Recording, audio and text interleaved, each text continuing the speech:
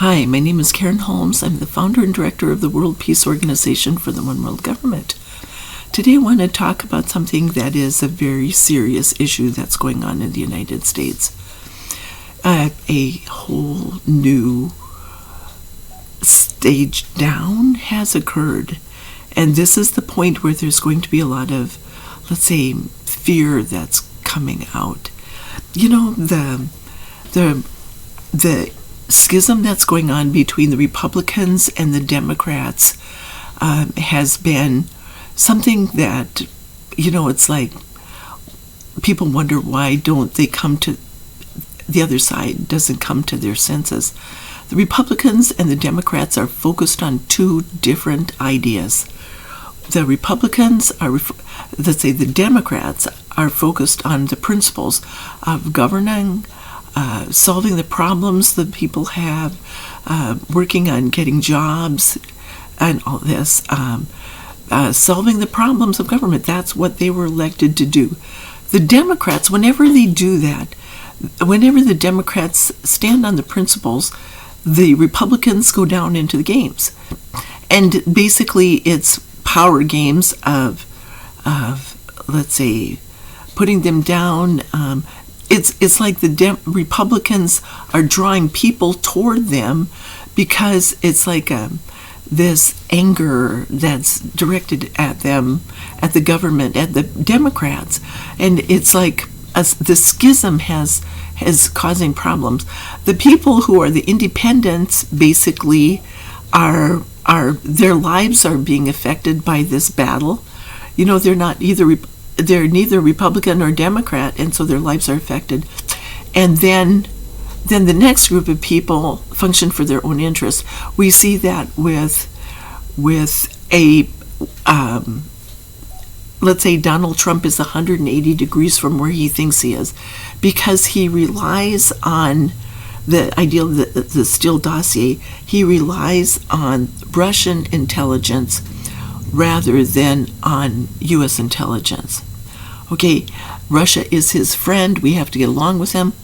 We don't have to get along with Russia if they're threatening us with hypersonic missiles and things like that. We don't have to get along. What we have to do is we have to not just stand on principles. We have to apply the principles in our own life. We have to solve this problem. You do what's in everyone's best interest. People have to be squeezed to participate with peace. It's like the people go along for a period of time thinking that what they're doing is working, and then it stops working, and then they go down into the abyss, and then they have to climb out of the abyss to get out of it. An example of this is alcoholism. You believe that alcohol will make you drive better or be more relaxed, or I can be more social at a party or something like that. I don't want to be so uptight. It's like all these justifications. For a little while it makes me feel better, just for a little while. You're using something outside of yourself to solve a problem, and it doesn't work. So looking at alcoholism, it's easier to understand that people go along for a while and then they go down into the abyss. Everybody does this. I'm not leaving one person out. I'm not saying one person is perfect. I can speak from personal experience because I've been dealing with a sense of homelessness for a long time. I went along feeling that I didn't have a home. I was living in, I've always felt I was living in other people's houses, and then I ended up going down into the abyss, and I had to overcome homelessness. And then coming back out of it, I had to climb out of the abyss. I had to work with other people. I had to create, when people saw me walking down the street, in fact, you might do that, homeless. I lost my identity, and then I had to gain my identity back. Okay, so now what we're doing is we're looking at 7 power games that people play, and those games always lead to this abyss and having to climb back out of it again. How are you going to get out of homelessness? How are you going to get out of cancer? How are you going to get out of poverty? How are you going to get out of this? You have to change your belief structures, and you have to start making changes in your life to come out. You have to build a new identity for yourself. That's basically where it is for everyone. Okay, so now what I wanted to do is I wanted to focus on one of the games that is played. These games are known as the 7 deadly sins. These 7 games are known as the 7 deadly sins, and those games are basically the games that are based on revenge. They are called deadly because somebody always dies when somebody plays those games. The ultimate conclusion of that is you believe you can't get your life because you're relying on the games. Okay, now I'm going to tell you about this step down for people right now. Okay, so I'm not ready to talk yet about how to get out of it. Basically, to get out of it, I will talk about it because now is a good time. To get out of it, these principles are what the 7 deadly sins are countered by 7 principles, and those are equality, liberty, freedom, compassion, abundance, capacity, and tolerance. And I've talked about these over and over again, okay, in my previous videos. Okay, they create a sense of balance again. Okay, it's like the world is going around in circles, and these principles create a sense of balance. Okay, all right. So the reason I'm talking about this again now is there was an event that happened last night in Walnut Creek, California.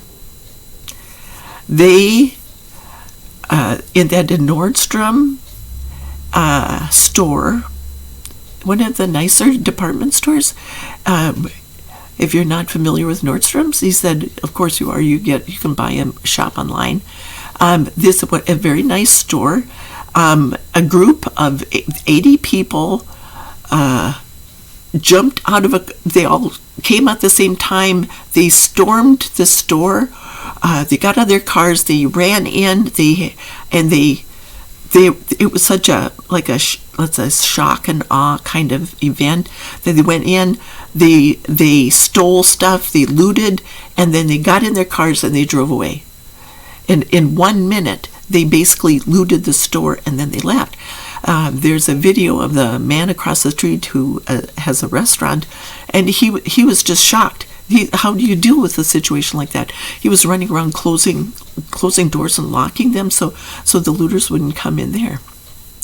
Okay, so now it's important to understand what these 7 deadly sins are.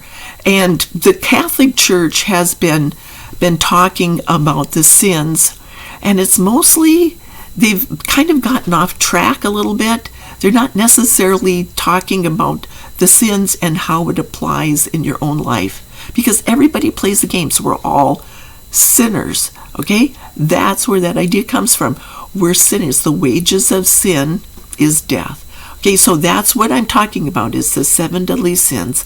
The wages of sin is death. You reach the point where you believe you can't get your life. It's getting into the abyss and then trying to figure out how to get out. If you can't figure out how to get out, that's the point when people die. Okay, somebody dies at that point. All right, so what I wanted to talk about today is the power game, that is probably very likely behind this. You need to start to recognize the games. They're being played. Now, there isn't any way to go out, and if you're shopping at Nordstrom's or at the restaurant across the street or whatever, there isn't any way that you know when this is happening. You can't predict when something is going to happen. And I want to tell you that there are 2 power games that this can be. It can be based on genocide, and it can be based on slavery. So I'm going to look at, these are games that are being played all over the world. Okay, we're now in the United States dealing with the same power games that are being played, like in the Middle East, from ISIS and from a genocide, which it has to do with, like Rwanda, the Middle East, Eastern Europe, not Middle East, Middle East, and Cambodia, and you have to recognize how about Srebrenica, Kosovo, and in that area right down there of 12,000 young Muslim men and boys were killed at one time in Srebrenica. Then you have of course, the Holocaust and things like that. The Holocaust deniers are basically looking at are denying not just that, but the power games. So we're looking at the games and how they're played. We're looking at these games. So the games, there's very likely, if there is a genocide going on, it's not necessarily that there's one or the other. It can be both at the same time. I was talking about I was talking about Guernica with some people this morning, and we were talking about this event, and Guernica is a city in the Basque region between France and Spain. Okay, Hitler had gone into France and had taken over a lot of the French and occupied that area.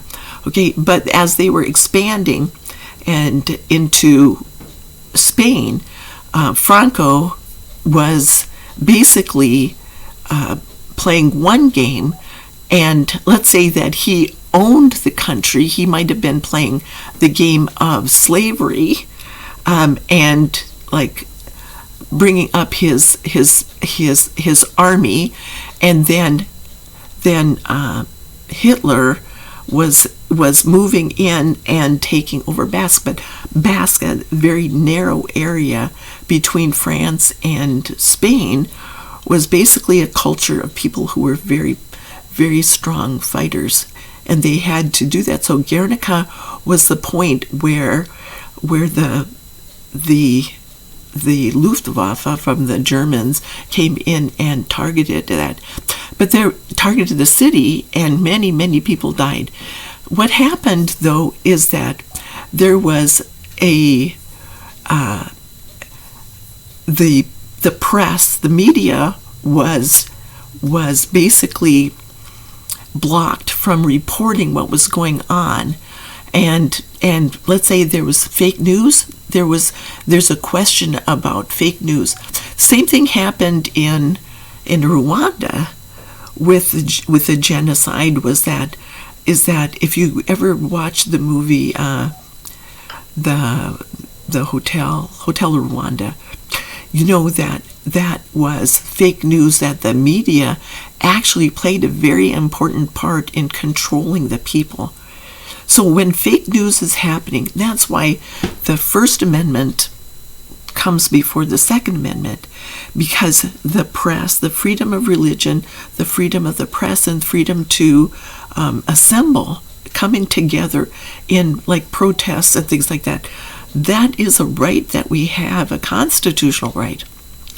Okay, so what we have here is we're talking people who've been dragged into genocides are denied their rights. The people who are dragged into a slavery are denied their freedoms. So what we have is when people are denying other people the rights, their constitutional rights, but more importantly, their unalienable rights, because universal law of do unto others as you would have them do unto you is based on these 7 principles. That's what God's law of do unto others, and the ripples of effects that go out from this, and then it creates a sense of balance again. All right, so the slavery idea has to do with like the people who were, the 80 people who were part of that attack. They were not necessarily functioning based on their own volition. It wasn't that they're like a gang who came together, and an even gang. It's somebody who's controlling that from behind the scenes.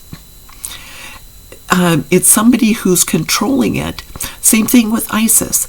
the idea of slavery, they'll create a sense of slavery and controlling people, backing people into the corner, and then forcing them to function. When there was in the Iraq War, after the Iraq War kind of wove down and ISIS was taking over Iraq, there was a young man by the name of Jihadi John.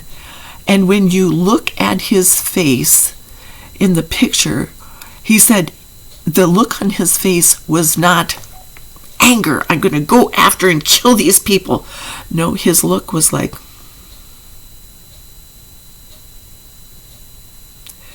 he was not.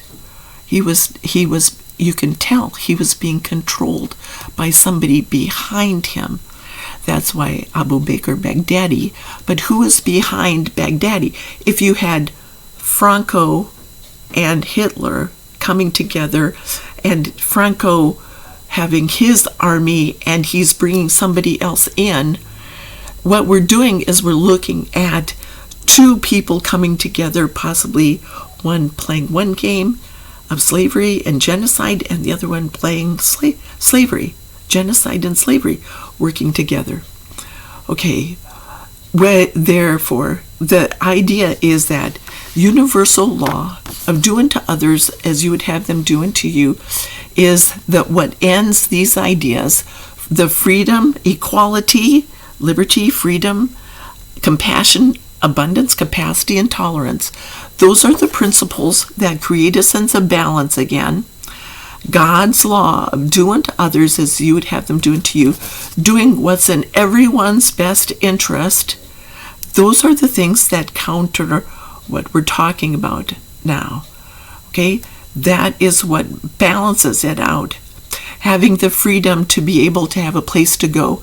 And if you have no place to go because the world is basically totally insane right now, you have no place to go. You can't go to America if you're in Eastern Europe and dealing with that.